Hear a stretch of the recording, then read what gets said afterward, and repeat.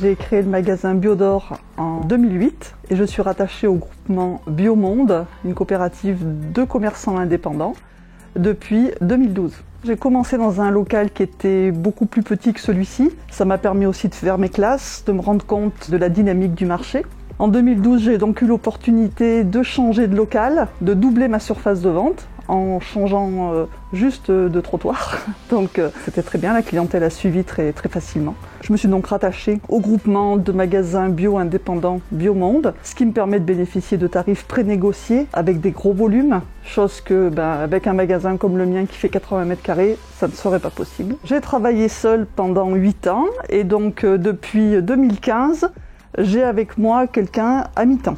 Ce nouveau local m'a permis d'organiser des animations, des rencontres avec des producteurs, des dégustations et ponctuellement, une fois par mois, j'organise aussi des conférences où un intervenant vient nous expliquer une discipline qui lui tient à cœur. Le but n'est pas forcément mercantile, c'est surtout dans un but d'éveil, d'information, d'éducation aussi.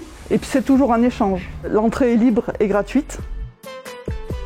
L'avantage d'être un magasin indépendant, c'est qu'on est maître chez soi, on choisit nos gammes. Quand je souhaite rentrer une nouvelle gamme, je commence déjà par prospecter localement. J'ai un maraîcher qui s'est installé juste de l'autre côté de la route il y a 1 an et demi, donc évidemment avec qui je travaille. Il me propose des légumes de saison. Il démarre, il n'a pas des quantités qui sont gigantesques, mais ce qu'il produit, en tout cas, moi, je lui donne la possibilité de le vendre ici. Je suis arrivé à Vinzel cet hiver, on a acheté la ferme dans l'optique de s'installer en maraîchage. Donc là, on a la propriété d'1 hectare et j'en cultive à peu près la moitié en maraîchage. Je fais aussi un peu d'apiculture et j'ai une vision du maraîchage qui s'inspire de ma carrière précédente de chercheur dans le climat, dans la vision de s'adapter au changement climatique et au manque d'eau.